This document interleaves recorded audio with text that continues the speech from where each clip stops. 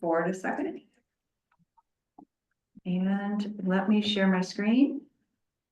And we can get going with our mega agenda. Okay. All right. Well, welcome everyone to the Northern Middlesex meeting of whatever today's date is, the 22nd, June 22nd. You're invited to participate in our transportation planning process regardless of your race, color, national origin, including limited English proficiency, religion, creed, gender, ancestry, ethnicity, disability, age, sex, sexual orientation, gender identity or expression, veteran status, or background. All right, as I said, welcome to everyone. I'll turn it over to Kelly. Do you want to read the roll, please?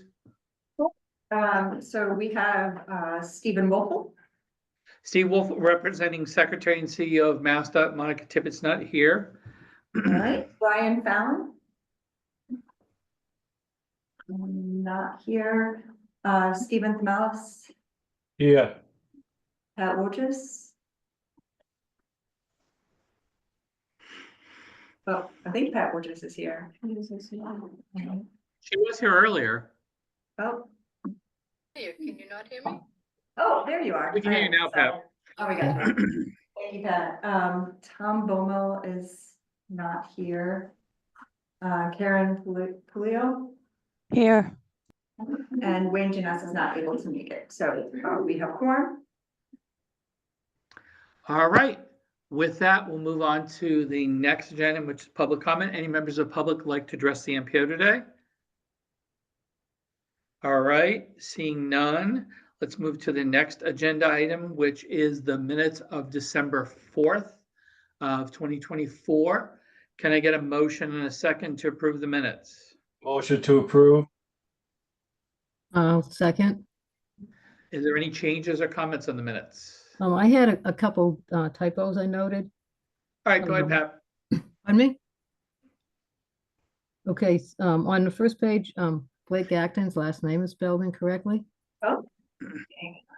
We know he's an action-filled man, but I don't think that's his name. Action, Blake Action.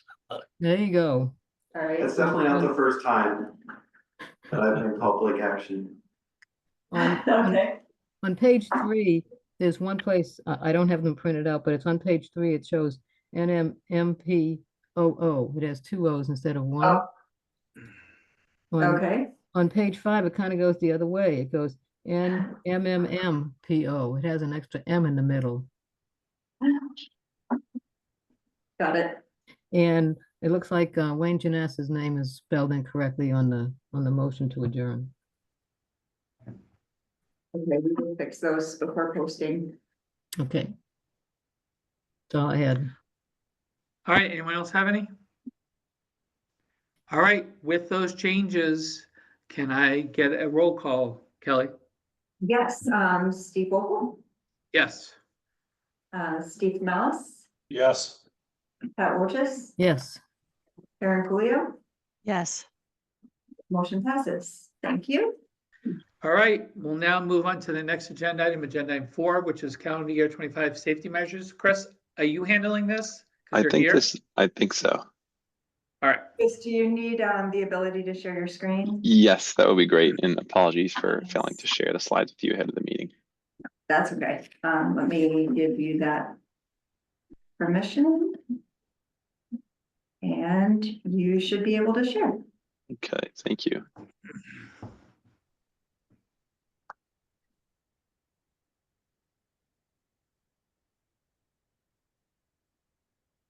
All right, can anyone confirm they can see the presentation? Got it. We can take yours. Okay, awesome. So good afternoon, everyone. I'm Chris Clem. I'm with MassDOT's Office of Transportationing.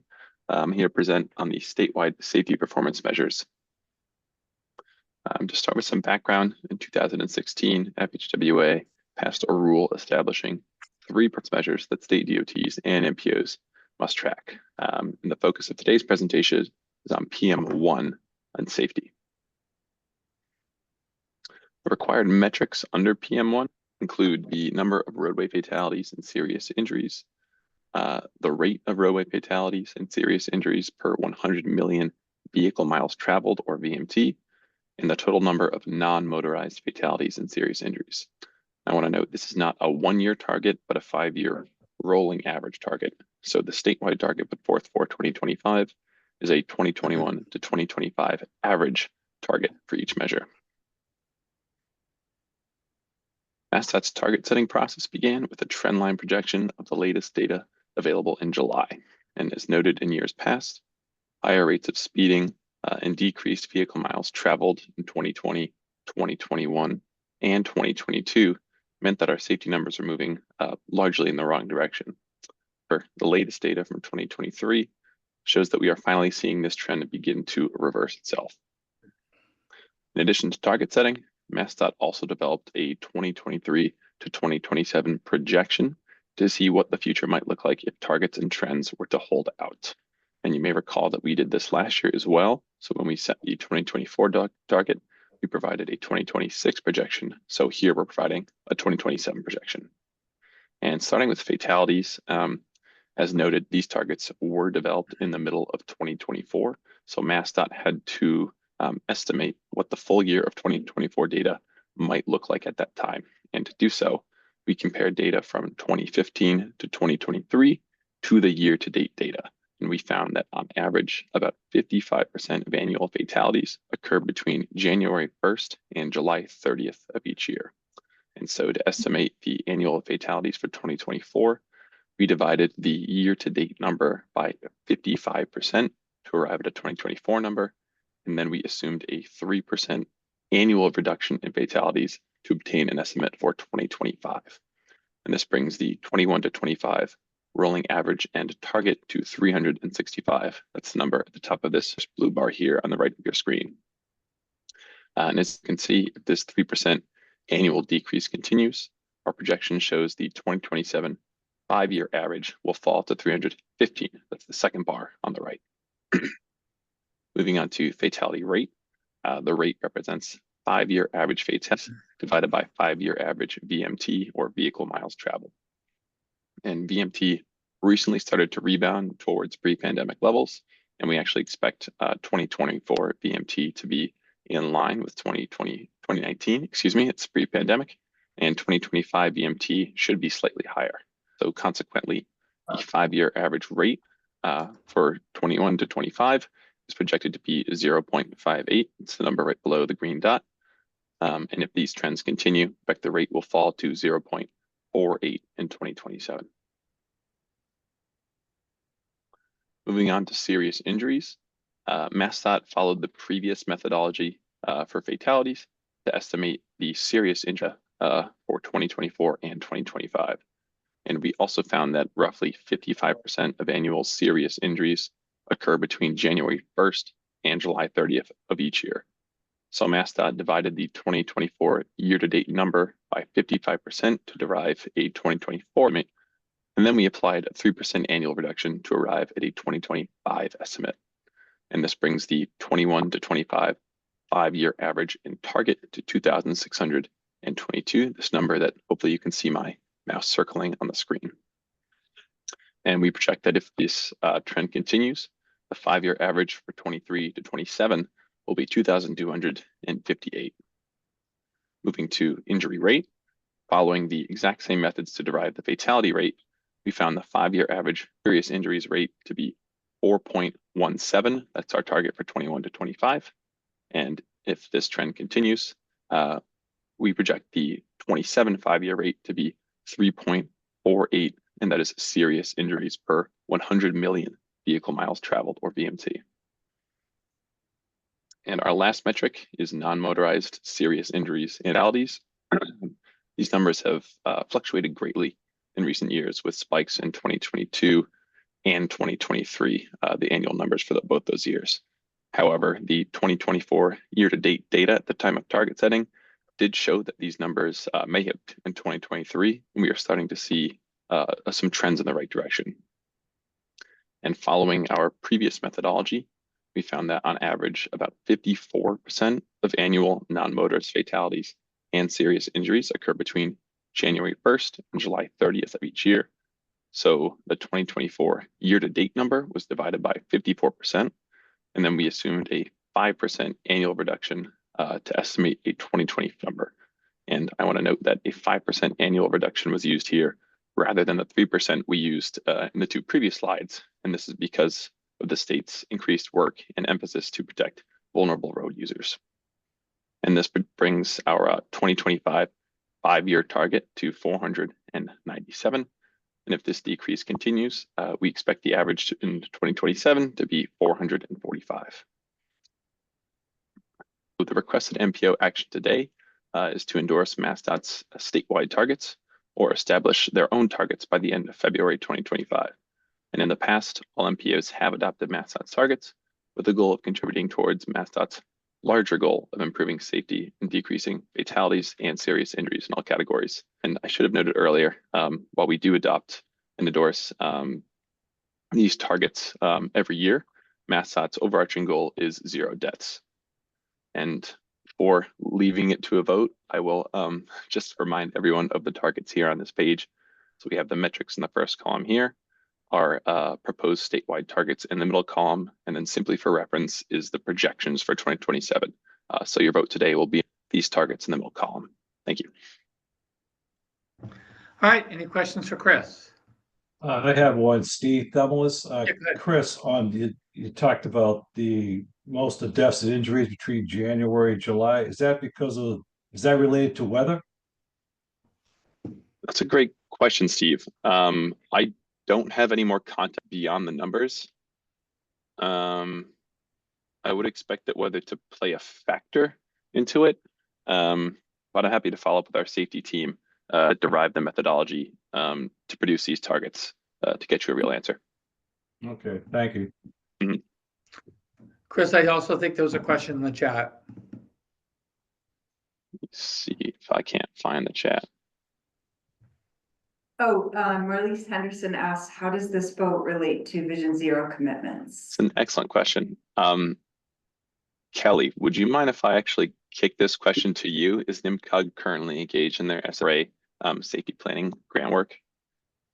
Yeah, so I mean, I think with the way this actually relates, probably we put the updated tech scores up for discussion immediately after this because you know, and I can share our regional numbers that are different than the statewide numbers. But like the state, our goal, no matter what the numbers are, our goal is to have 0 traffic-related deaths or fatalities. And so part of what Blake is going to present as part of our proposed updates to our transportation evaluation criteria is emphasizing safety so that we can continue to encourage projects and plans and policies that lead us toward Vision Zero. So I think overall what the target is proposing and how that relates to Vision Zero, it's a target that is lower than where we have been before.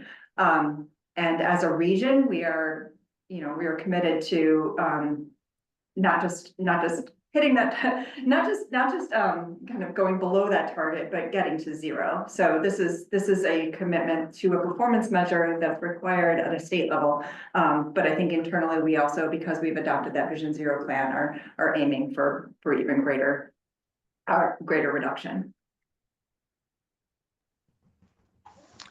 Chris, there was also another comment in the chat, define serious injury. Yes, yeah, thanks for that question, Karen. That's a great one. So I believe MassDOT follows because these reporting requirements are established by FHWA. They have a national definition for serious injuries.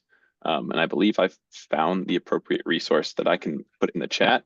But it's essentially, they define serious injuries as severe lacerations, broken or distorted extremities, skull injuries, significant burns, things that are more severe than a simple bruise that might require, responses from EMS. I won't read the list in full, but I can post that in the chat if you'd like a little bit more information on that. That is a great question. That'd be great. Thank you. Mm-hmm. And Karen, if I could add, the one way we think about it here is a serious injury would be something that actually might cause you to conduct daily activities in a different way. It's something that has a dramatic impact on your day-to-day life. Thanks again for that additional clarification. And I know there's another question from Andrew. NMCOG does have regional data to provide, and Kelly will follow up with that next. Yep.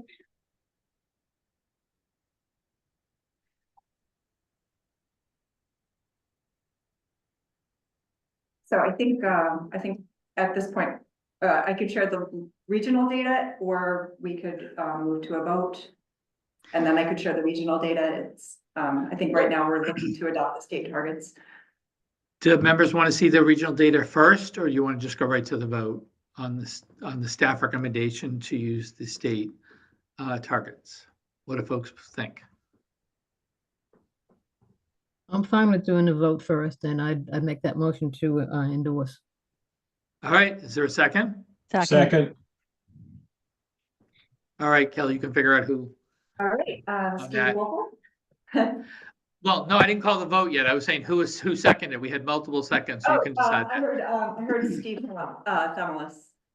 All right, so I think we have motion second. So yes, Kelly, now please read the roll. Okay, Steve Wolfle, Yes. and we have Brian Fallon here, Yes. Steve Thomas, aye. Pat Wojcik, Yes. and Karen Pulio. Yes. All right, motion passes. I'm going to share my screen. Thank you, Chris. All right, everyone seeing this here? Yes. So this is a very busy chart.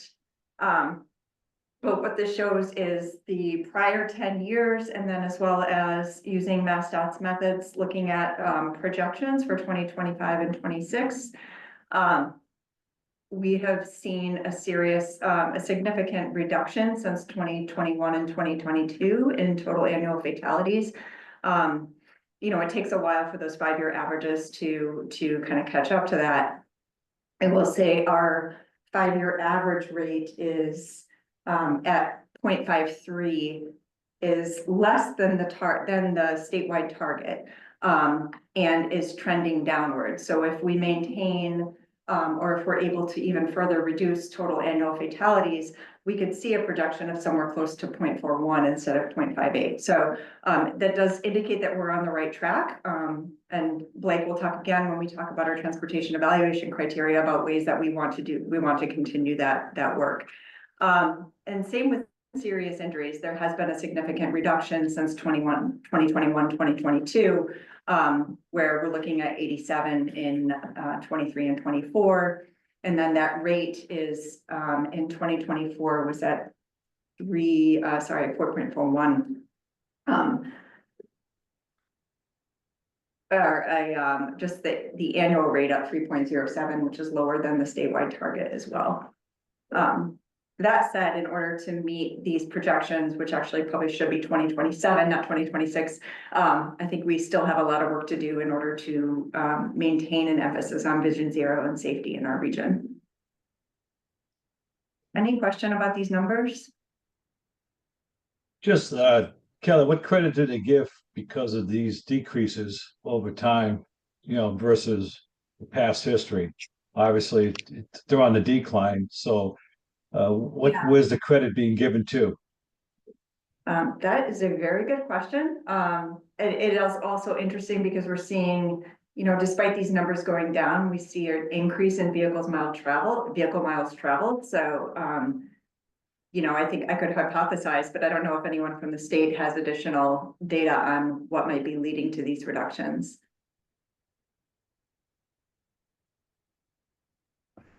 Chris, you have anything?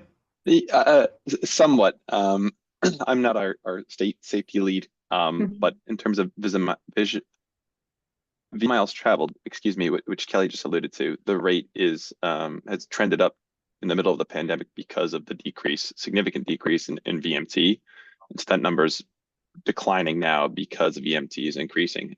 People's travel patterns, both on a daily, weekly, and vacation basis, if you will, are returning to normal and getting stronger than they were prior to 2020. And then in terms of serious injuries, fatalities, and such, it may seem like a long time ago, but based on sort of individual experience, due to the reduced vehicles on the road, driver behavior was much more erratic.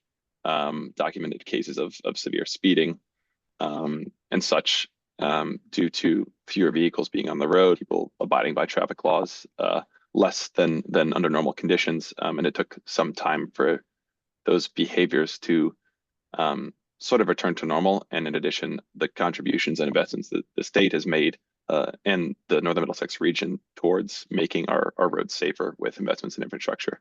And my colleague Derek Schuster has his hand, so I'll let him offer some words as well. Go ahead, Schuster. Yeah, I just wanted to add, I know it doesn't seem like there are a lot of volume of projects necessarily in the NMCOG region that are TIP programmed and happen, but I think oftentimes the unsung hero when we do see a decline is over time the safety improvement investments that a region makes, that communities are making, whether it's some of the bigger ones that get TIP programmed or even more minor improvements like the safe cycling law that was passed a few years ago in the Commonwealth and signage that communities started posting just to make sure that vehicles were actually moving over at least 4 feet for a safe passing distance for vulnerable road users. Little measures like that add up. So that's one of the reasons we track these outcomes to make sure that the investments that we're making and the planning and what we're prioritizing yields fewer fatalities and safer conditions on our roadways. All right, Karen? Just a question, probably more than, or a statement. I know one of the things that concurrent with all of these great programs and again, a little bit more stability. The outlet, right? She's talking about, yeah. Hang on just a Question second. is there any factor in of increased safety programming or safety features that are going into vehicles as we move into 2025, 2026, more and more vehicles are newer on the roads and they're coming with more and more safety features. Does that get overlaid at all into, that impact too, how that will decrease fatalities and decrease some of the, I'm just curious, if that is, put into these numbers at all too. I don't know. Not sure. Yeah, I don't think so, Karen, especially Yeah. this kind of a lag on these numbers. So even Yeah. if there was, I don't think it would capture it. We'll ask, but I'm not optimistic. I've never heard that being factored in, but we'll double check. Yeah, and I can see it not being factored in. I'm almost thinking of it candidly concurrently. You know what I mean? I'm just wondering what impact that is Right. having too on the data, right? Because we're looking at data. So I just wonder if there's probably for my own interested reading, whether there's something concurrent about vehicle safety occurring at the same time. All right, we'll definitely look into it though. Thank you. And see if there's anything there. All right, any other questions for Kelly? All right, thank you, Chris. I think we're done with the performance measures, safety performance measures. We'll move on to the next agenda item, which is agenda item 5, which is the transportation evaluation criteria update. And Kelly, who's handling this? Great. So I'm going to hand this over to Blake just with regard to the safety. Do you want to drive or do you want to use the mouse? Sure. All right. So I'll switch chairs here. While I'm getting set up, I'd also like to mention that the city will decrease the citywide speed limit to 25 miles an hour last year. I think that came with some enforcement, so it's possible that that is also having a positive impact on 2024 numbers.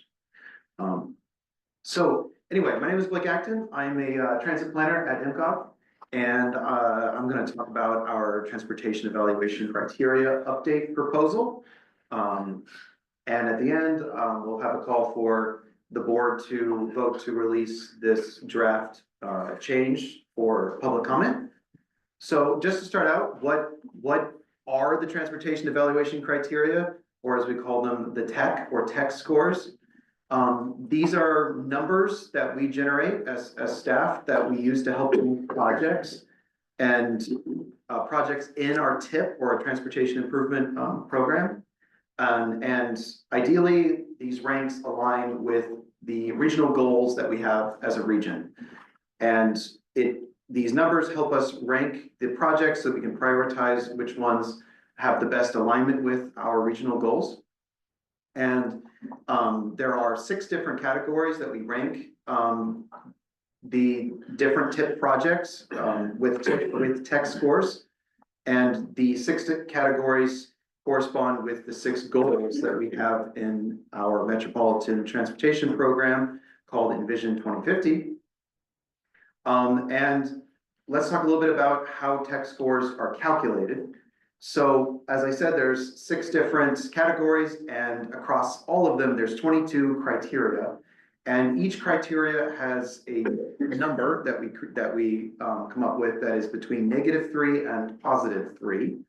And then in each category, we average those numbers out to get 6 numbers that we add together. And that final number is can max out at 18, and that represents the final tech score for that project. And the higher the number, the better alignment with the goals. So let's talk about why we're proposing an update to the tech scores. So there's 2 primary reasons here. The first one is that last year when we had federal certification review, when the feds came and looked at all of our documents, they recommended that we update our tech scores to see if we can update them to better align with our current goals and what we are prioritizing in our region. And the second reason is that over the past 2 years, we have adopted Envision 2050 and the Greater Lowell Vision Zero plan. So we have 2 different documents that we have updated since then, and we have not yet updated our scoring system to match those new priorities and plans. And so what we are proposing is an update to the tech scoring system to place a greater emphasis on safety and equity in line with those plans. So I'm going to talk through 2 of our major changes. We've made a couple of tweaks inside of the categories that won't change things too much. So I'm going to focus on the actual major changes that are going to change the outcomes primarily.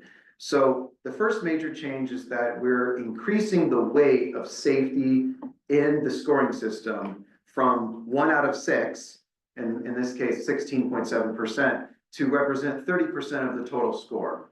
So what we're doing is we're adding an extra step where once we have our final score number, before we add all the numbers up, we're going to adjust those numbers to follow a new weighting system. And you can see that how the weights are changing on the pie graphs at the bottom. The bottom left is the current system where every category, every score is weighted equally with one another. And what we're moving to is we're going to increase the weight and the importance of safety in the final score, and decrease the other categories by a couple percentage points to compensate for that. So that's the first major change. And then let's talk about the second major change. And this change is primarily concerns with equity. And so what we're doing here is that we're going to change how we score equity in the tech to be a transportation equity bonus score.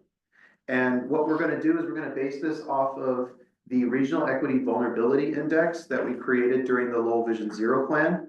And this is an index that is based off of our region's demographics and represents 5 different demographics that we think are important as far as improving transportation equity in our region.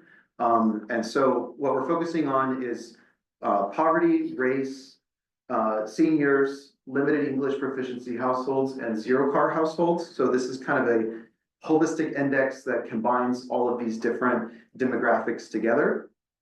And what we're going to do is we're going to have a bonus score that can either be no change to the final score, a +1, or a +2, depending on whether or not the TIP project is benefiting a regional equity priority community. And so we have 2 different tiers of equity priority communities. There's the top 20% in our region. So these are block groups, census block groups, or like shapes similar to census tracts, but at a smaller geography. So you get a +2 if the project benefits the top 20%, or a +1 if it's the top 35%. And so I'll show you the map in a second, but let's talk about sort of what our advantages of what we're trying to do here is. We're trying to address some of the limitations of how we currently calculate transportation equity in the tech. Right now, equity is limited to just low income and minority populations. It doesn't include anything about age. It doesn't include anything about car ownership or English proficiency. So we're expanding that definition. And also the equity metric before was a fraction of one of the 6 categories. It was actually, it's 2/5 of 1/6. So what we saw in the numbers is that the equity numbers tended to just get averaged out with other metrics. And so they kind of get lost in the equation and they don't have a lot of impact on the final results. So what we're doing is we're removing low income and minority from the one of the categories, and we're just going to have it be a separate bonus score. And there's lots of advantages that we see for doing this. The first being that the score is going to be more visible, so that in the scorecard, when you look at the tech scores, the transportation equity bonus score is going to be listed as a separate number right off to the side, right before you see the final numbers. So it'll be easier to see. We also think that we've done some math and we figured out that it will increase the importance of equity in the final tech scores. I think sort of the rough change is that we're going from about a 6% importance to somewhere between 15 to 20%. So that's kind of the weight change that we're seeing. And also the new metrics are more inclusive because we're including more demographics. And we also like that there is no negative component to this. Projects should be encouraged to increase transportation equity, and we should be giving those projects credit, but we also don't want to turn around and do too much in the negative. And I think that creates sort of a more negative discourse. And so we want to talk about this as, and it's something we want to encourage and highlight. And then finally, this index, which I'll move over here to the next screen here, this metric that we created for Vision Zero is based off of our region. So these are the top 20%, the top 35% of our region. And before we were relying on federal and state metrics, which have a lot less resolution. They're not as detailed. And so this will allow us to fine tune and really make sure that we are tipping the scales in the right neighborhoods in our region. I would say this really helps us to balance social equity and regional equity. Yes, thank you for that. And so just to provide a little bit more clarification as to how this map is going to play out, the dark blue census block groups, those areas represent the high priority. So those would represent a +2 in the tech scores if a project is benefiting those areas. And the light blue would represent a +1 to a TIP project in the tech scores. And where there's no color, that would be no impact on the final tech scores. So just to give you guys an idea of what the change might look like, I ran through our tech numbers and tech scores from the previous TIP just to see how they would change with these two major changes. And overall, we're seeing about a median change of increase of 1.3 points in the tech, with some projects benefiting more from the equity change than others.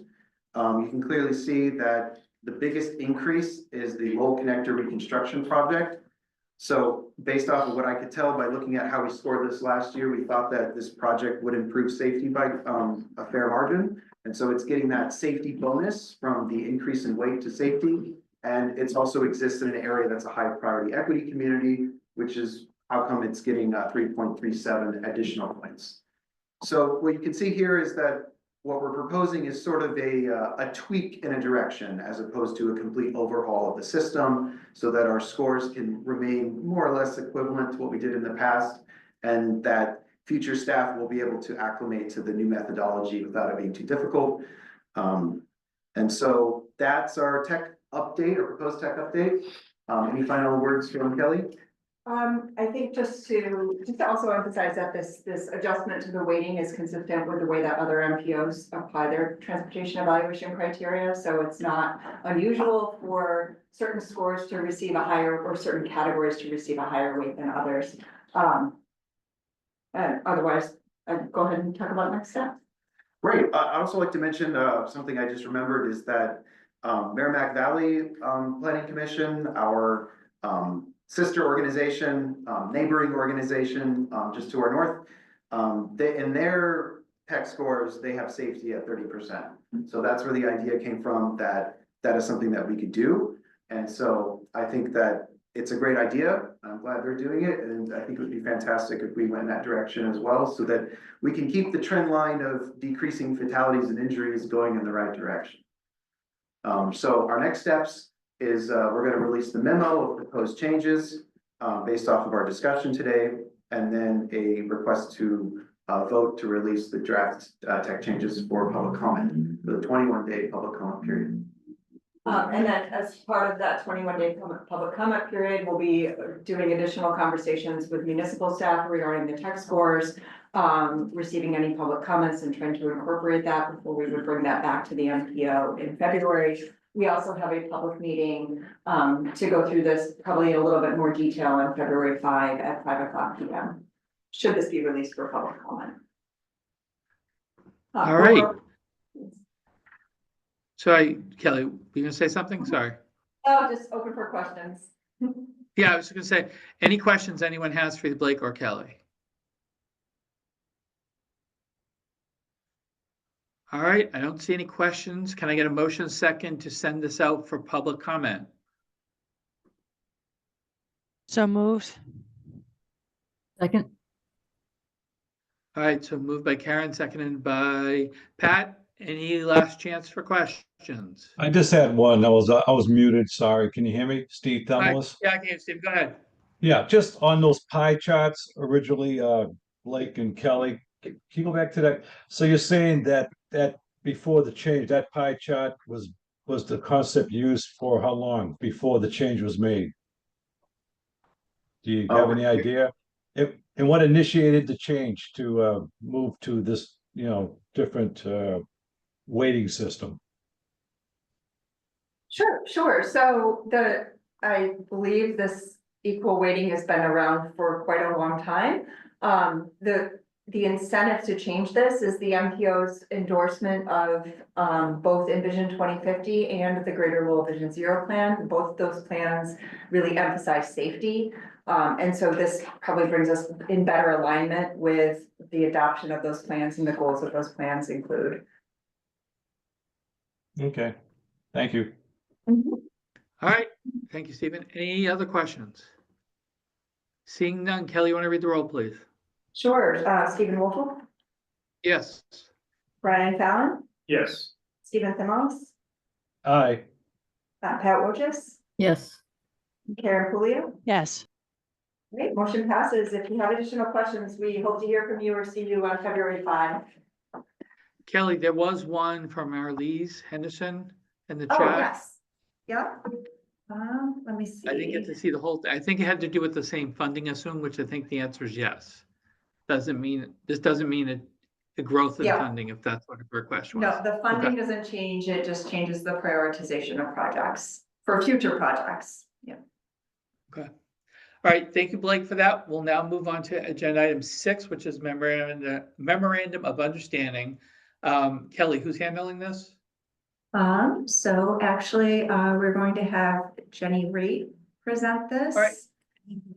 Could you go grab her for me? I'm gonna open these up a second. Let me just switch to a different. I have a lot of things open here.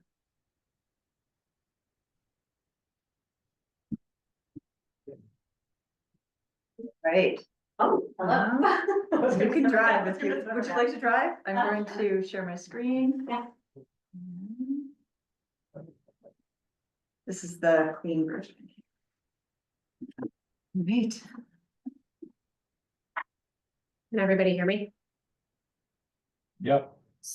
Okay, great. All right, so as I mentioned back a couple of meetings ago, we started the process of updating the MOU, working with MassDOT and the LRTA.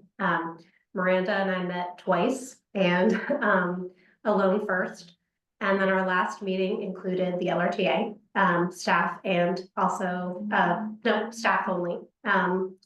And after that meeting, I made a couple of revisions to the draft that you now, based on the feedback, to the draft that is now before you. And if it's all right, I will walk through the document and then answer any questions. So this update is modeled after pretty much a number of other memorandum of understanding documents that I read from other regional planning agencies, other NPOs, mostly in Massachusetts, but also in other places across the country, just to get a sense of how they read, what kind of content they typically include, and to compare it with the MOU that we've pretty much used since, from what I could tell, at least the last 15 years. So I then began updating it. I believe you have a copy of the red line version, which is pretty busy, and then you're looking at the clean version. So we're only going to look at the clean version, but in case you're curious about how things got moved around or what they mean, you can always refer to the version that has all the notes and the edits in it. But you know, primarily what we did was we definitely updated some of the language, which was dated. We made some changes that we're recommending to the body itself. And we also made sure that things were up to date based on, at the point in time that I updated this, what were relevant laws that guide our transportation planning processes. And I believe none of these things have changed at this moment in time, but may be subject to change over the course of the term of the MOU itself.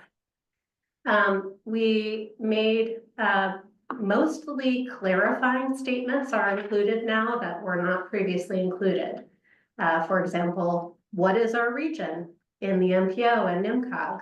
What is the LRTA service area?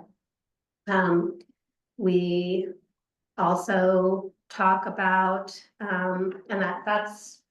talk about the 3C planning process, which if you're on the inside of transportation planning or have been for a long time, you're very familiar with it. But we tried to break it down into information so that everybody understands what that process is about.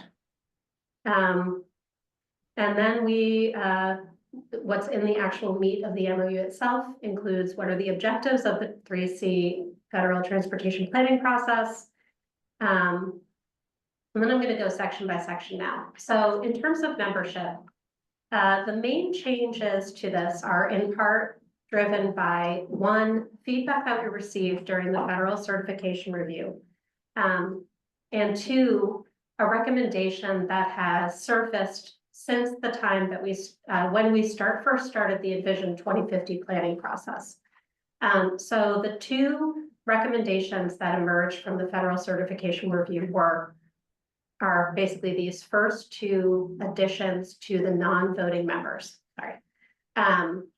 The first one would be a representative from a smaller NMCOG community. Now, currently we actually have a member from one of those smaller communities. So we put a clause in this particular member status to be, if not represented by a voting member. The second one is an individual or organization representing the interests of an environmental justice community. That was another highlight from and a recommendation of how to restructure the NPO board during the federal certification review. The last one is an individual or organization representing the interests of people who bicycle, walk, or roll. This is in relationship to the feedback that we had received during the time that we were developing Envision 2050 and pretty much many processes since, and particularly people who bike, but I'm sure there are other folks who might be interested in serving on the being a member of the MPO if they had the opportunity. And I think that as we embark on the regional bike ped plan, we will indeed find that there will be more people who may want to engage. So having a seat at the table for folks like that might also be relevant. The two additions here are already non-voting members, but it's just now it's clear that that is their role. And then it also clarifies who the 7 voting members shall be. This is directly from our current MOU. Also in our current MOU, it talks about appointment of designees, but as you can see now it's reflected in a special section. And it also captures, instead of listing out a very specified timeline with months, it just says that by a specific date, and preferably prior to the next federal fiscal year, we'll be able to get a sense of exactly who is designated. And that the communications between that entity designating the individual or person would be provided to the executive director of the MPO in order to keep a good, a strong file of who's actually serving, who's technically a voting member. The same thing would be the situation if somebody chooses to designate an alternate. That communication would also be provided to the executive director. And it then talks about, so that's the NMCOG, and then we talk about the LRTA. Quorum is the same, has not changed because it's due to the voting members. I talk about voting. These are things that have not changed. I am, in this document, we are proposing adding a vice chair. Currently, the chair is MassDOT. We're proposing adding a vice chair. And how that would work is, again, based upon at the beginning of a federal fiscal year, there could be an organizational meeting of the MPO and et cetera. It also clarifies the role of NMCOG during these meetings, which of course is as staff, but also our other responsibilities to the MPO and as part of the 3C process. We then speak about the meetings of the MPO and how they will be held. And the next new section is and how they're held in accordance with the public participation plan, which you'll hear about soon.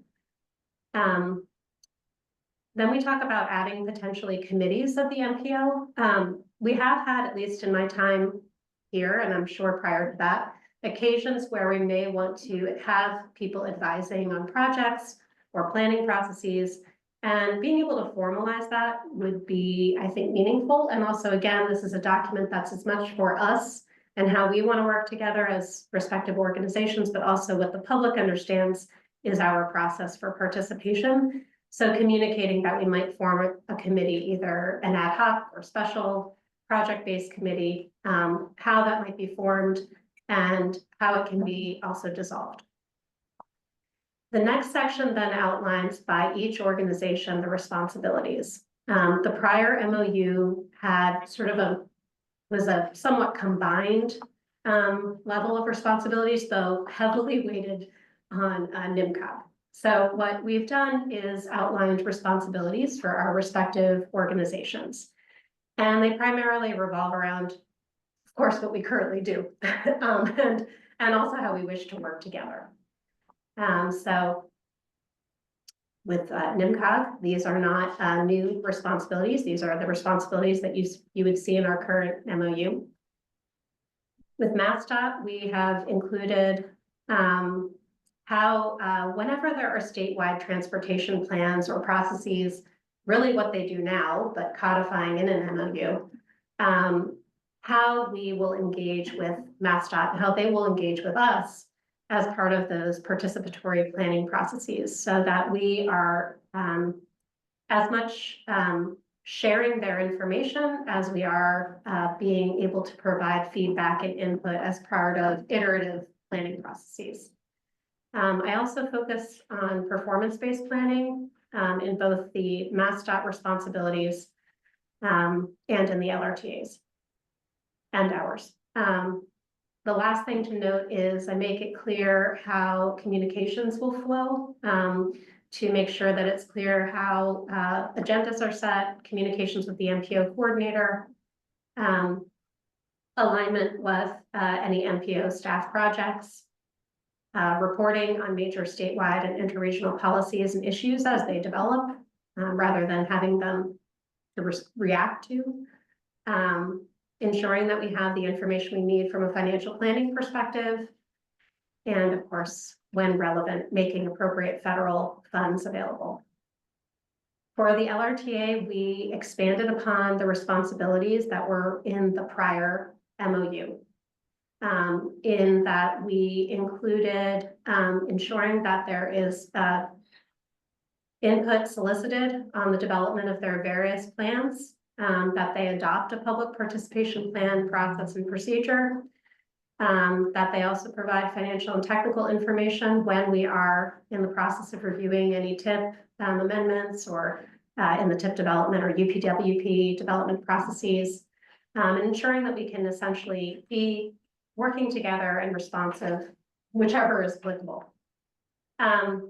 Similarly, the listing of federal obligations, assisting with understanding the region's public transit needs, challenges, demand, and solutions, but not that they're the only entity that would understand it, but they're a part of this collective participatory process.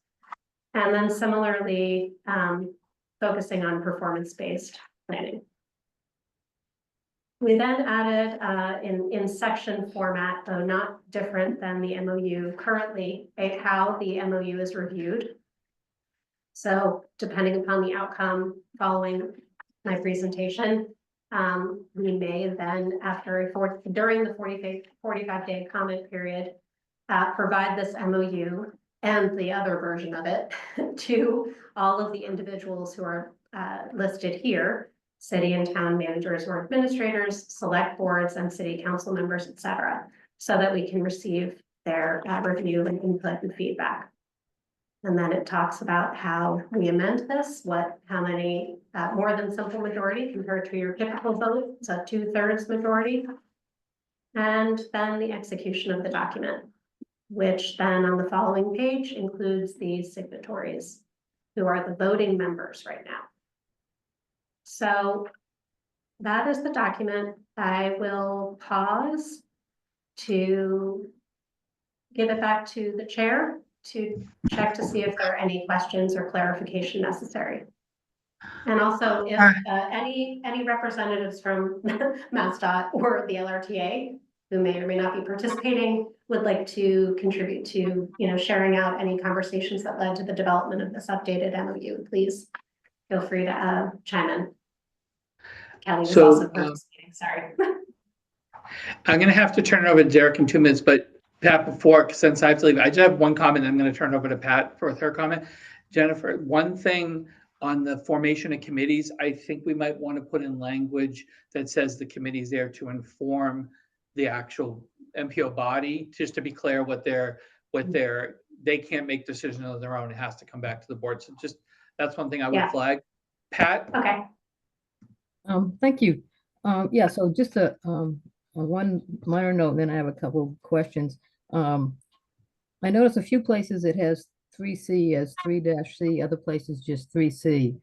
So probably should be consistent. On page 3, number 6 under membership, it says a select board member from a Northern Middlesex community elected to serve on the council and further elected by the council to serve as that community's representative. I would think that person should represent all of NMCOG and not just that community's representative. I don't know how it was before, but I mean, I being that person, I feel like I'm representing all of NMCOG, not just Chelmsford. So just a comment on that. And then on appointment of designees at the bottom of page 3. So I would be eligible to nominate alternates if I'm not able to attend. Is that how that reads? Yes, they would be, you would, basically they would be your designee. And if they were here, they would say, I'm here representing Pat Wojcik, who is your NMMPO rep, et cetera. Okay. That's just what I'm familiar with from a prior MPO okay. Situation.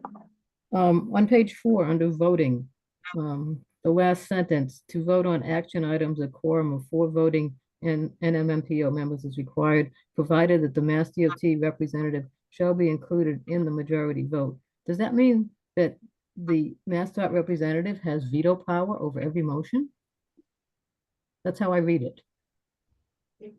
Madstat, would you clarify that? I believe that's also from our current MOU.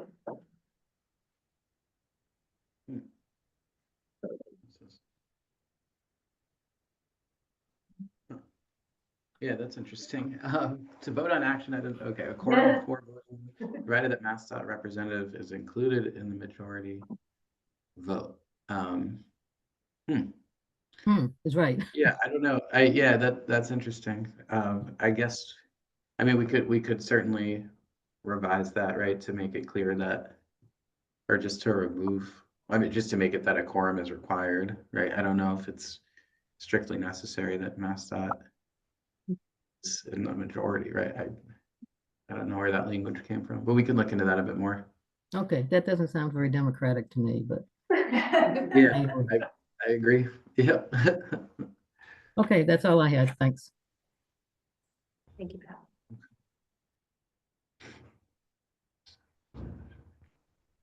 Okay. Other questions or comments?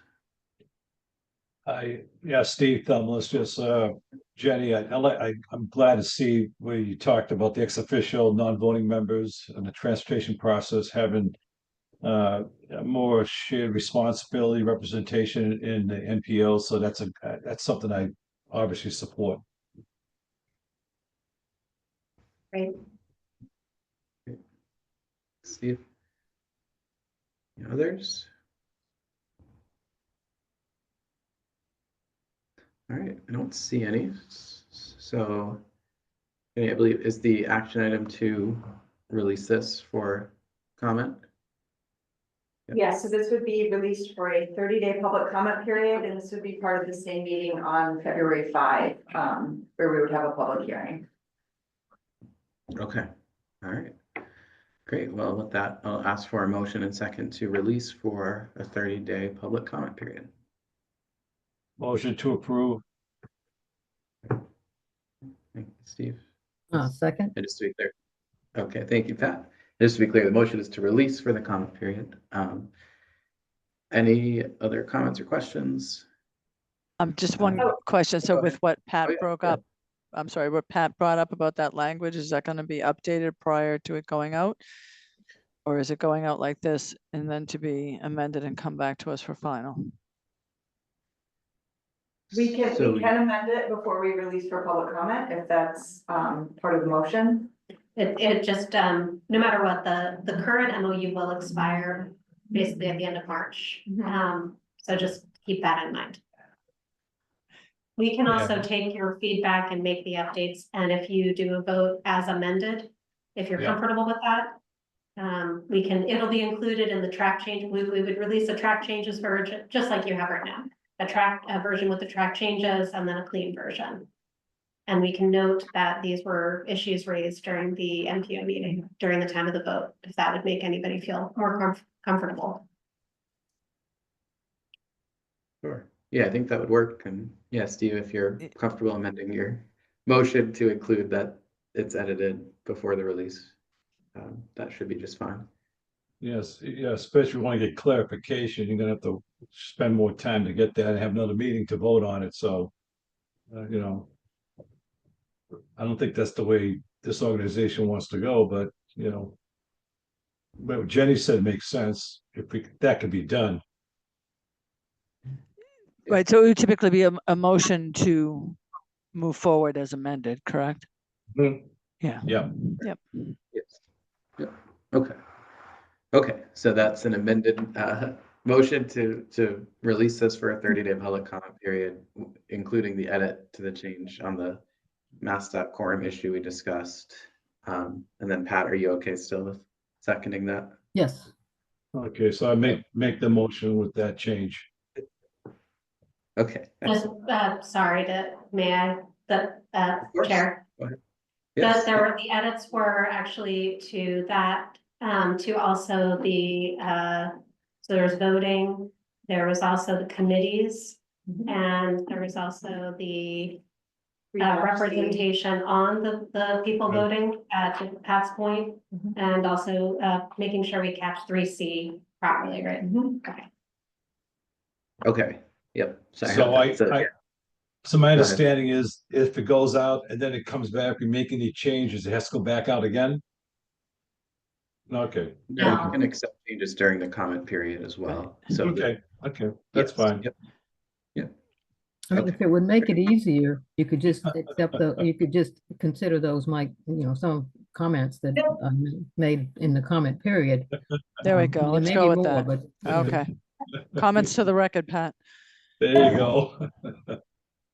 Okay. All right.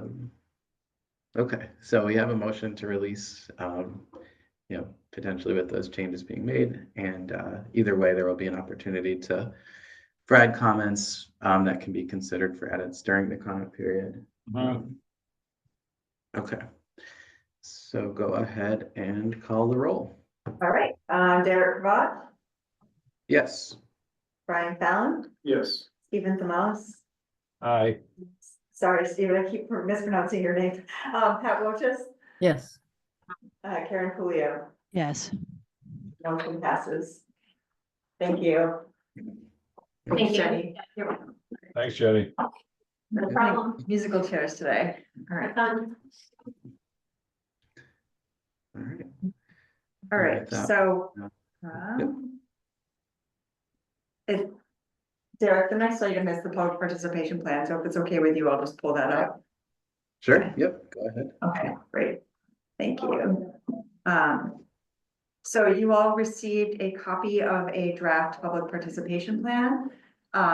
This is something that, well, first of all, our current public participation plan was last updated in 2017. So as you might imagine, especially due to the pandemic, the way that we have carried out public engagement has changed substantially since 2017. And we also wanted to really think about who the audience for this plan is. When we looked at our 2017 plan, it does a really good job in covering all the bases. We also wanted to make sure that the plan would be oriented toward a more public audience, and maybe used as a handbook or a guidebook for staff and for municipal staff, for members of the public, to understand how and to provide greater level of transparency for how NMCOG engages with residents and engages with our constituencies across the region. So the way that we have structured this plan, and let me just scroll down here, is really as a series of almost like an FAQ. So it's really like a series of questions. What are we hoping to achieve through engagement? How do we engage others in our work? How do I get involved in regional transportation planning? So if somebody is trying to understand this really dense and complicated process of federal certification plans and federally mandated plans, how do you actually get involved in that? How do I get involved in NMCOG or NMMPO meetings? How do we incorporate public feedback? And how do we measure engagement? And then thinking about policies for meeting accessibility. A lot of these things were evident in our last public participation plan, but we've just kind of reoriented them. And we've really tried to take an approach that is a little bit more of a plain language approach. And we've moved a lot of the technical information, like the federal laws and regulations, executive orders, a lot of the legal language or anything referring to, Title 23 CFR 450, yada, yada, yada, moved a lot of that to the back to really prioritize information that I think would be more helpful to the average person who might not know anything right now about transportation planning. The other aspect to this public participation plan is that NMCOG, we serve as staff to the Metropolitan Planning Organization, but we also do a lot of other types of planning. So we do transportation planning. We also do land use and housing and economic development. And we also do work with climate resiliency and energy efficiency. And so we wanted this plan to be something that's usable, not just for transportation planning processes. It's definitely a requirement of the federal government that this does satisfy the federal regulations, but we wanted it to be able to be used for more. And so that we've adjusted our goals. We've definitely tried to make sure that they're reflective of the goals that we had in our prior public participation plan, but really tried to include kind of straightforward bulleted lists about strategies for achieving each one of those goals. Tried to be very straightforward about the framework that we use when we're thinking about engagement. Trying to move from this idea of informing the public to empowering the public in the work that we do. And then providing sort of a series or a sort of a cafeteria menu of options that staff tend to choose from when we're creating our public engagement plans as part of any planning process. And then finally, again, trying to use things like tables to make things a little bit more straightforward. Insets to dive deeper on some of the federal requirements for a public participation plan. So this kind of gets a little bit more into transportation planning. And being very specific about performance metrics. Oh, excuse me. And so with that, I'm going to switch to my, that everyone here has a copy. What we are hoping to do is we would ask the MPO, obviously we're open for questions, but we're asking the MPO to vote to release this for a public comment period. Under federal regulations, this would be for a 45-day public comment period. And this is a time we'll also, just like the transportation evaluation criteria, we'll be shopping this around to municipal staff, to some of our constituents throughout our communities, and accepting public comments and then bringing that back to the MPO probably at that would be the March meeting. So with that, I'm open for any questions. Great, thanks, Kelly. Any questions on the public participation plan? All right, I don't see any, so with that, I'll ask for a motion and second to release the draft public participation plan out for a 45-day public comment period. So moved. It's Karen. A Karen, second. Is there a second? All right, seconded by Pat. Go ahead and call the roll. All right, Derek Pravat, Yes. Brian Fallon, Yes. Stephen Themelis. Oh, I think he is on a phone call. Stephen?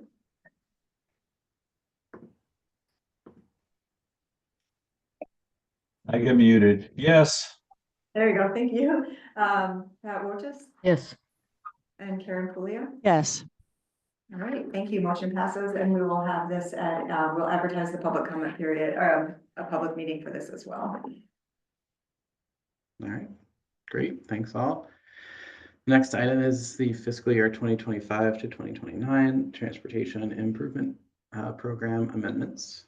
I will turn it back over to you, Kelly. Thank you. So these are pretty straightforward. I'm gonna move through these pretty quickly. The first one is following up from a public comment period. This is for the Lowell Bridge Preservation Project. This was released for public comment at our last MPO meeting on December 4. We did work back, we communicated with the city and we confirmed that the overall amendment to the tip would be an increase of $21.9 million, not the previously stated amount. This is for $21.4 million in the RAISE program, matched by $500,000 from the city of Lowell. The purpose of this amendment is really to allow the city to allow the acceptance of this grant and for this funding to be programmed on the tip. We did not receive any comments during the public comment period. And so if you have questions, we can respond to those questions. Otherwise, the request is for the MPO to vote to endorse Amendment 1 to the federal fiscal year 2025 to 2029 tip. All right, thank you, Kelly. Any questions on this amendment? All right, Make a motion to endorse. oh, great, thank you. Is there a second? Second. All right, thank you. Go ahead and call the roll. All right, Derek Pravat, Yes. Brian Fallon, Yes. Stephen Themelis, Yes. Pat Wojcik, Yes. Karen Pulio, Yes. motion passes. All right, thank you, everyone. The next Uh, item is, oh, This is Go ahead. this is oh, this is the sorry. same.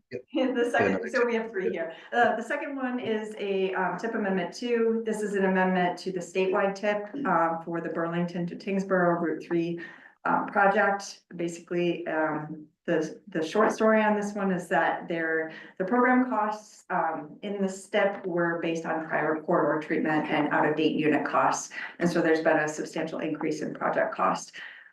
The proposed increase would be covered through statewide funds. This doesn't have an impact on our regional tip budget. This is a statewide project. The request to the MPO, and I know Miranda is here as well, so I don't know if you have, if there are additional questions, I don't know if there's anything you can respond to on this. Maybe not. The request is to release tip amendment 2 for a 21-day public comment period.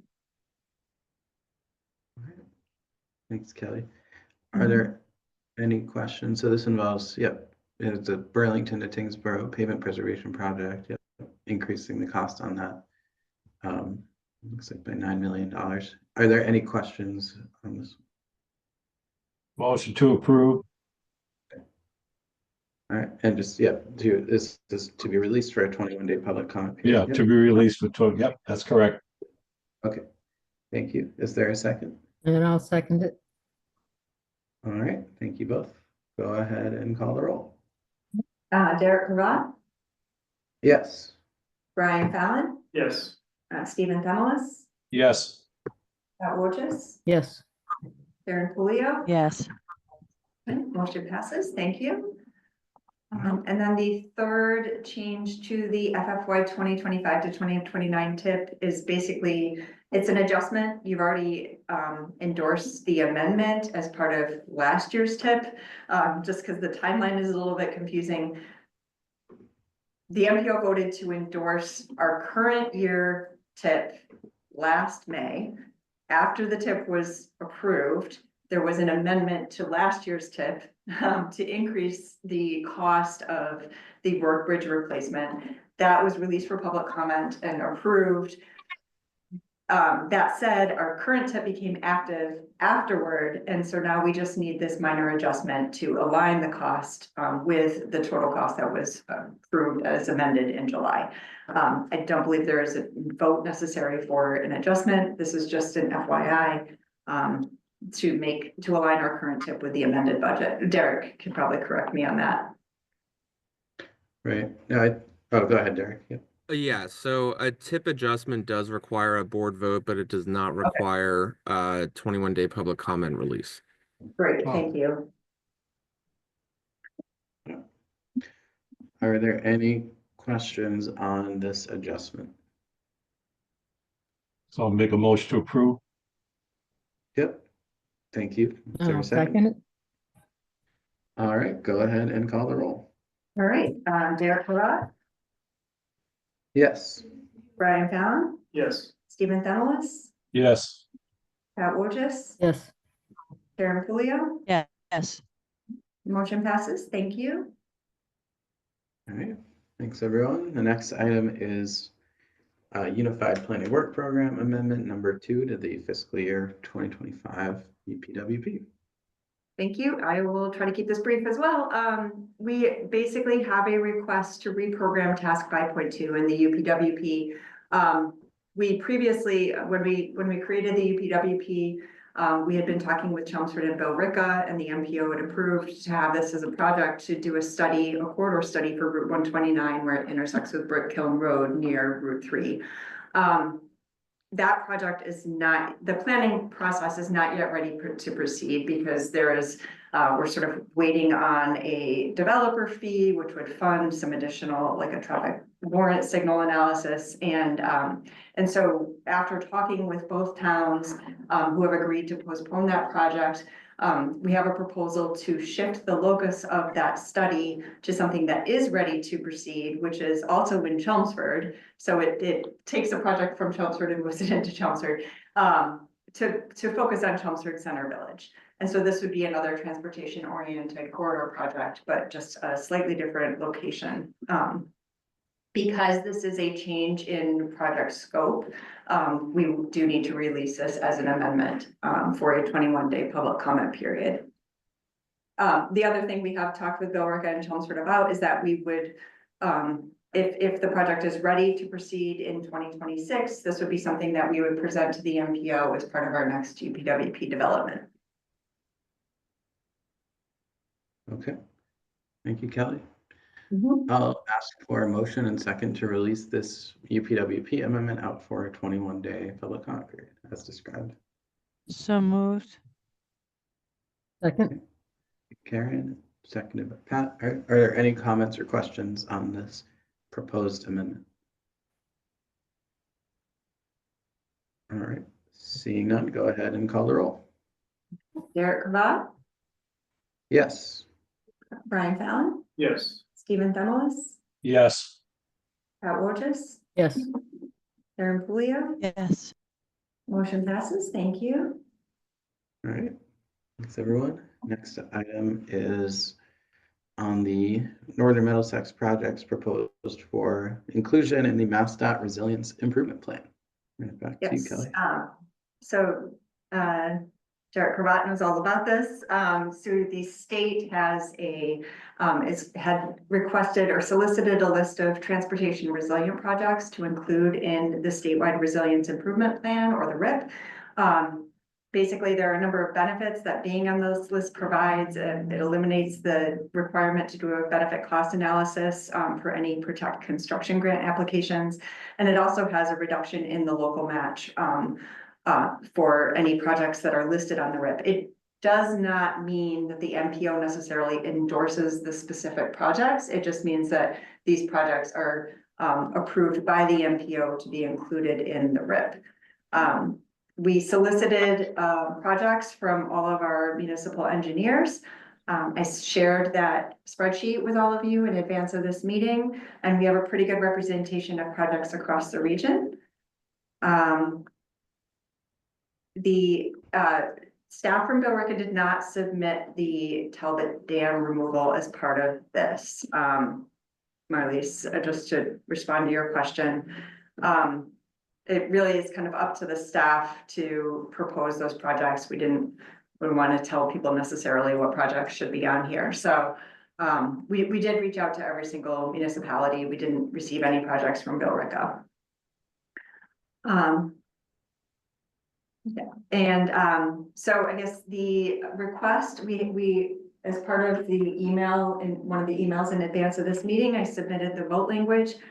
We basically are requesting that the NPO vote to endorse the regional project list for inclusion on the RIP. We've already submitted these projects to the state, but this endorsement letter would kind of make it official. And so if there are any questions, I'm happy to respond. Thank you, Kelly. Any questions on this list or the process? motion No, to approve. Great, go ahead. Yep. Thank you, Steve. Is there a second? second, All right. Thank you both. Go ahead and call the roll, Kelly. Derek Cravat, Yes. Brian Fallon, Yes. Stephen Themelis, Yes, Pat Wojcik, yes, and Karen Pulio. Yes. All right, thank you. Motion passes. All right. Thanks all. The next item is a presentation on the 2026 to 2030 Transportation Improvement Program and fiscal year 2026 Unified Planning Work Program timelines. So this is the time of year when we start thinking about our next transportation improvement program and unified planning work program. So just wanted to provide some clarity around what's coming up in the next few months. We're presenting this TIP development schedule to the NPO today. And then tomorrow we have the MassDOT MRPA meeting to discuss guidance for STIP and TIP development. In February, we will have TIP readiness days with MassDOT. And so that's a day when we talk about projects and their readiness to be on the TIP or be programmed in their current or future TIP year. And then we will be reviewing finances and targets for TIP development. And starting to score any potential projects for inclusion in the 2026 to 2030. In March, we'll be coming back to you with potential project programming scenarios. So this could be one scenario, it could be multiple scenarios for the MPO to consider. And then based on what the MPO votes, we'll fine tune that scenario, and in April, bring a draft TIP report to you for you to consider to release for a public day comment period. In May, we'll hold a public meeting to hear comments on that draft TIP, and we'll bring those public comments back to you at the end of May in your meeting. And then in June, if the MPO votes to endorse it, then the TIP will be posted on our website and distributed to federal, state, and regional stakeholders. And then that TIP would become effective on October 1 of this year. The schedule is pretty similar for the Unified Planning Work Program. So we're sort of concluding our first call for projects, and we'll do a second one with municipalities to consider transportation-oriented projects for study in 2026. In February, we will review our budget for the 2026 UPWP. And then in March and April, we'll start to develop that work plan. And we'll be talking about this both with the NMCOG Council and with the NPO. In May, we'll bring a draft UPWP back to you and be asking you to vote to release that for a 21-day public comment period, holding a public meeting on that in June, and then bringing the final amended or revised UPWP back to this board in July. And then once that is endorsed, we would be sharing that with our partners, our federal, state, and regional partners. Any questions on these processes?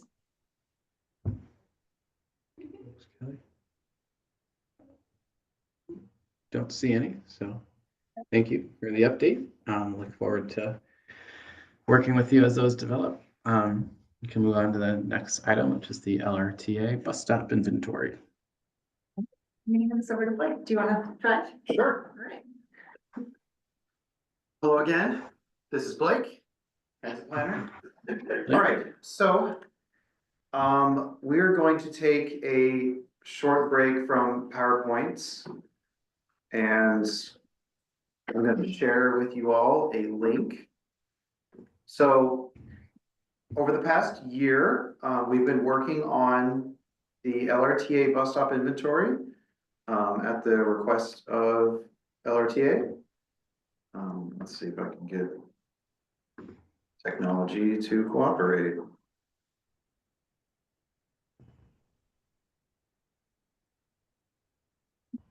Perfect. Well, let's just go to guest mode. There we go. All right, so there's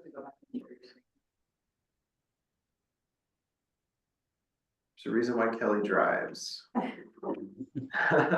I'm not as good at driving. Oh, yeah, okay. There we go. I'm a backseat driver. That's all right, I need the help. Okay, so what I'm sharing with you all is the results of our bus stop inventory that we've been working on over the past year. So really the core of what we were trying to do with this is, number one, where are the bus stops? It sounds like a simple question, but oftentimes the simplest questions are the hardest ones to answer. There are at least 824 bus stops that we found, and they're all over the place. And so it's not quite clear sometimes what is a bus stop, whether or not the location is correct or there's a sign there. And so it was quite the project to go through all these bus stops.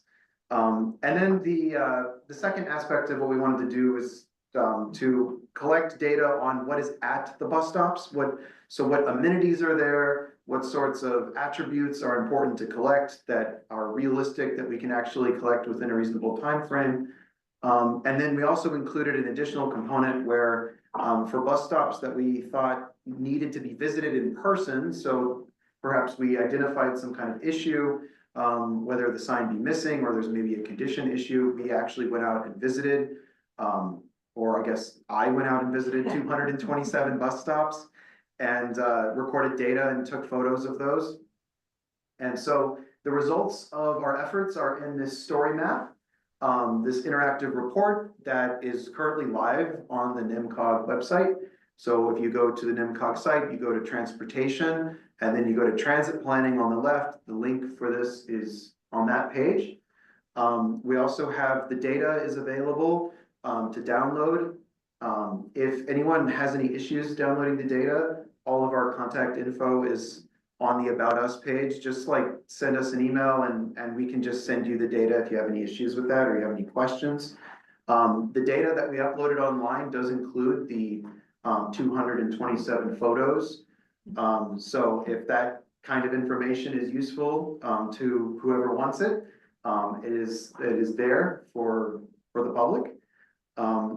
We also included links where possible to Google Street View or the Bing Microsoft equivalent inside of the online data, so that it's also makes it easy for, you know, planners or the public to figure out like where is the actual bus stop as opposed to just a dot on a map.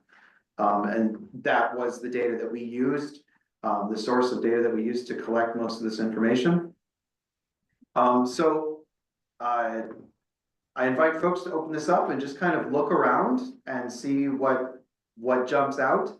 The story map includes 11 interactive maps that highlight a lot of different things, and so I can talk about a few. So this first one here are bus stops that we found where there was some kind of discrepancy between the online map and the physical location of the bus stop in the field. And what we mean by online map, we're talking about the master source of all of your transit data that exists online comes from the Generalized Transit Feed Specification, or GTFS. So LRTA's interactive map, all technology that is pulling from an online source about where the data is at and where all the bus stops are at, are all pulling from the same source. So we've been correcting these discrepancies as we go. We've gotten about 146 corrections so far this year. And so the LRTA GTFS right now is probably the most accurate it's been in years. But there's of course still room for improvement. And I'd like to talk a little bit about map number 2. So map number 2 is unsigned bus stops. These are bus stops where we simply could not find a physical sign in the real world that exists somewhere. That doesn't mean that there isn't one, that just means we couldn't find it. Whenever we found or couldn't find a sign, I tried to go out and visit to see if I could find it. And so we can say pretty confidently that most of these are probably accurate, at least at the time when we were doing the field work over the past year. So we found that about 149 of the LRTA bus stops do not have a physical bus stop sign.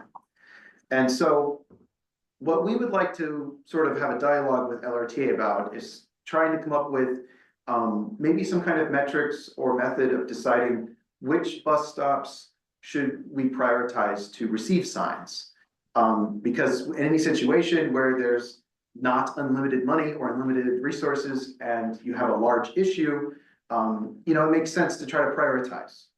And so LRTA now has access to ridership data by stop through the new automatic passenger counter system. So perhaps we can talk about maybe prioritizing stops that have higher ridership or areas that have higher ridership. I also want to mention that LRTA does have an official policy of flag stops. So LRTA system is kind of a hybrid system where there's both physical fixed stops with signs, and there's also the understanding that riders can get on and off the bus anywhere along the line that drivers deem as safe and possible to stop, whether that be to get on or off. And so that system is sort of still a part of the LRTA system, and I think it used to be more important in the past. But what we would like to try to do is sort of nudge LRTA to think about classifying bus stops as either a formal stop or a flag stop area, where it's okay to not have physical signs everywhere, but that we'll try to prioritize where we want signs to exist. So that's sort of our results of map number 2. We did find 13 bus stops just in the field that we couldn't find online. So these are unmapped bus stops. There's probably more out there. These are just ones that I ran into when I was in the field. I think we've added a few of these to the online map, but there's still some more that we could work on. The last one I'd like to highlight before we go towards questions is map number 4. So map number 4 is a representation of the general walkability or accessibility of the bus stop and in the surrounding area. It's basically a measure of how walkable or accessible is the bus stop. So I sort of created this scorecard where I looked at this sidewalk connectivity, I looked at the condition of the sidewalk, the width, whether or not there was physical obstructions in the sidewalk that would prevent like a wheelchair from being able to go through. I looked at whether or not there was proximity to some kind of crosswalk to get across the street. Because it's important to keep in mind that virtually or pretty much the vast majority of bus rides begin and end as a pedestrian. So the walking network is functionally an extension of the bus network. And so I think it's important, in order to be comprehensive about planning for transit planning, is to think about, are the bus stops accessible, like physically accessible on both sides of the trip? And we found that about a quarter of the bus stops are lacking most or all of these characteristics. That would mean that in these cases, there are no sidewalks connecting to the bus stop. So that is essentially zero accessibility. So I think that is definitely highlights that there's room for improvement there. And I want to point out that this is not the fault of LRTA. The network, of course, is maintained by municipalities and is a patchwork of different sidewalks that have been built over the years. And so I just wanted to put this map out there to highlight rooms for improvement and places that we could potentially target for future projects where it's quite clear when you're looking at the map. I'll go ahead and kind of show on the map that there are areas where you can see lots of red X's or diamonds or triangles where there's corridors or areas along some of these bus routes that could clearly use some kind of pedestrian accommodations and accessibility improvements. So that is the bus stop inventory. I'd be happy to answer any questions. And thank you to our partners at LRTA for their support in creating this project. I think if I could just quick add, because we are starting our regional bicycle and pedestrian plan, this data is going to be really helpful for us in thinking about pedestrian connectivity with transit stations. That's an element of the plan. And so this last map here really helps us to understand where those improvements could possibly be prioritized in that planning process. So it's a good, it's kind of like setting the groundwork for moving forward. Thanks, Kelly. Thank you, Blake. I just have a general question, Blake, Steve Thelmus. So this is within the LRTA district. I mean, it's just who the data entity that designates where these bus stops are and where the location should be. Just trying to understand it. Yeah, so first of all, these are fixed route bus stops. So these are bus stops that are served by the LRTA routes that have numbers. Okay. 1 through 20. And the second part of your question, I think, was about where this data comes from. Is that? Yeah. Well, yeah, just, no, who makes that decision on the location? Is that through the LRTA in terms of where the bus stop should be? Yes, but there's a few steps involved. And so let's see, do I have a link in here? I might have a link in here. I'm not sure if I do. Anyway, so the way that it works is that there's actually a firm called Trillium that LRTA has a contract with to manage their online data, their GTFS, which includes where all the routes go, where all the stops are, what the schedules are. And so what we do and what LRTA does is they send in requests to Trillium to make those changes, and then they make those changes live.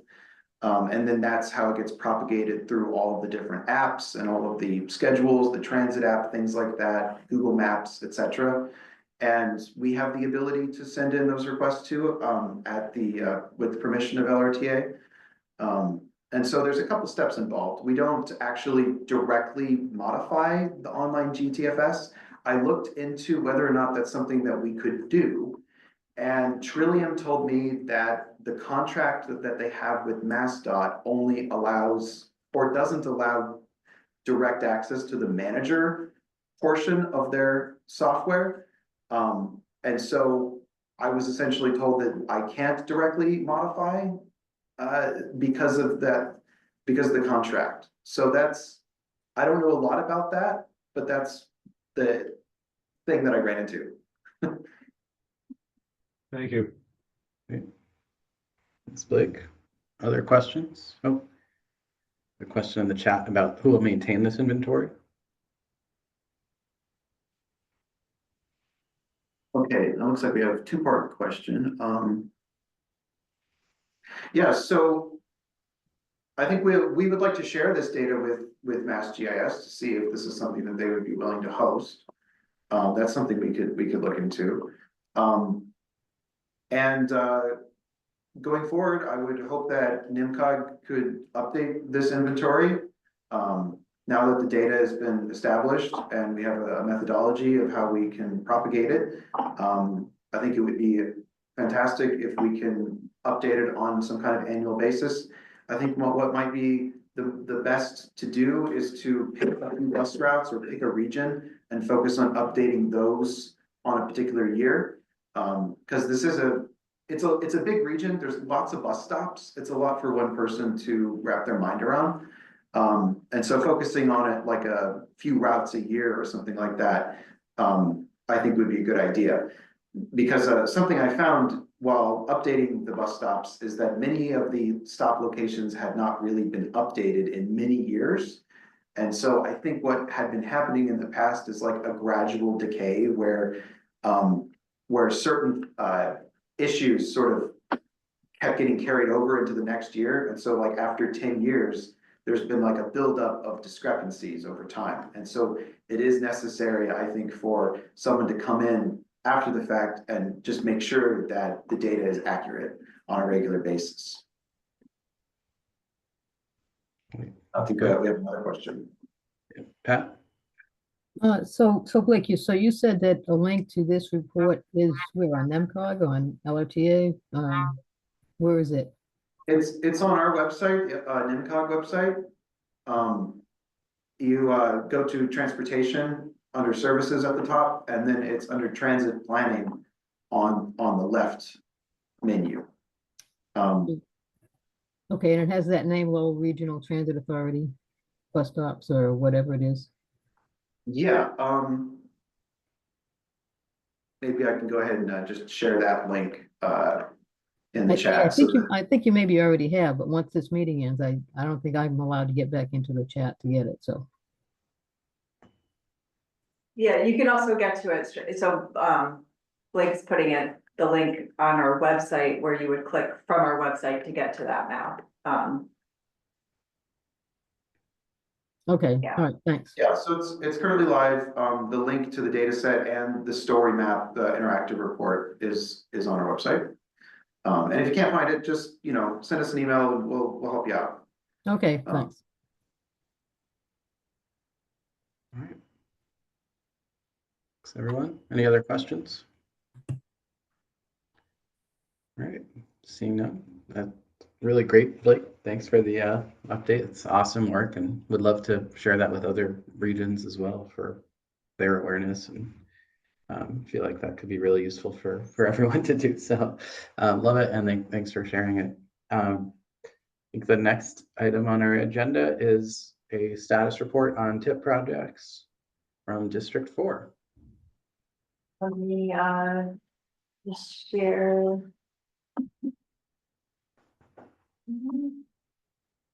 Actually, hang on. Oh, goodness. There we go.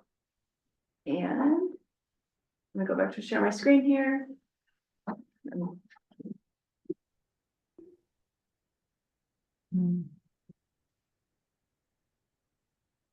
One more time. There we go. All right. Everyone can see this? Yep. Yeah, we can see Yeah. it. All right. All yours. All right, Tim Harris, District 4 planner. We've got 4 entirely new projects there to begin with, 613, 941.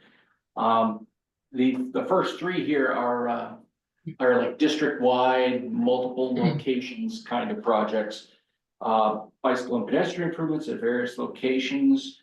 613-880, accessibility improvements at multiple locations, and 613-605, vulnerable road user systemic safety projects near bus stops. And then the 4th new project, 613-709, Lowell concrete pavement rehabilitation on Route 133. That one has also been initiated. Then we have 613-120, Tewksbury Bridge replacement, North Street over I-495. That just had a change to its tip year. 612-631, Chelmsford Bridge replacement, Gorham Street over 495. And replacement of the Westford Street Bridge over 495. That one has been advertised, gone out to construction. It's got a completion date set for August of 2028. The construction basically has just begun. It's at 2% complete. And 610-719 Burlington to Tingsboro pavement preservation on Route 3. And there's just been some changes to the costs. We received the 75% design in December, and the new estimates came in with a substantial reduction. The previous estimate was around $45 million for those, and now they're around $25 million. And that's all we have for this month. All right. Thank you, Tim. Any questions for Tim? Tim, can I just ask, so these bicycle and pedestrian improvements at various locations, is that like a statewide program? That's It is. okay. Yeah. Right. We have some questions in the chat. Yeah, there was a Oh. question about add dates for 2050. I think But that's actually just a placeholder. Or go ahead, Tim. Yeah. Yep, sorry. It's basically projects that have not yet, we don't have an actual delivery date set, and so we put them in with 2050. There's some sort of code that goes with, means something to someone, whether it's October 1st or October 2nd, but it essentially just means it hasn't been programmed yet. And is there a place where we can go to find out more about those bike ped improvements? Yeah, I think when the designs get developed, it's just been approved, so I don't think they have the locations selected yet. Okay, Yeah, once it moves beyond 325, we should have some information on where those locations are. okay, great. All right. Any other? Oh, Derek Schuster. Yeah, just a note for MPO staff, when we have tip readiness days in a couple weeks, those will be good projects to check in with Highway Division about, just in case there's an opportunity to program them and what Okay. the year recommendation would be. So we can talk then more about the projects. Great, thank you. All right. Can I ask Alright. a question? Yep, go ahead. The VRU systemic safety project near bus stops. Do we know the locations of that one? Those are the ones we voted to, I think endorse, or December. they were an amendment or adjustment, in December. Okay. It's a final design. Yeah. Yeah. I can get you that information. Right. Thanks, everyone. Any other questions? No, I can move on to the next item, which I think is just other business. Any other business?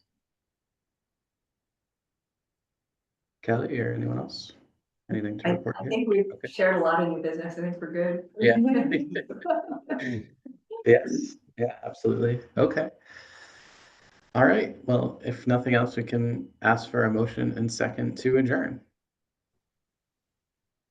I'll make a motion to adjourn. Second. All right.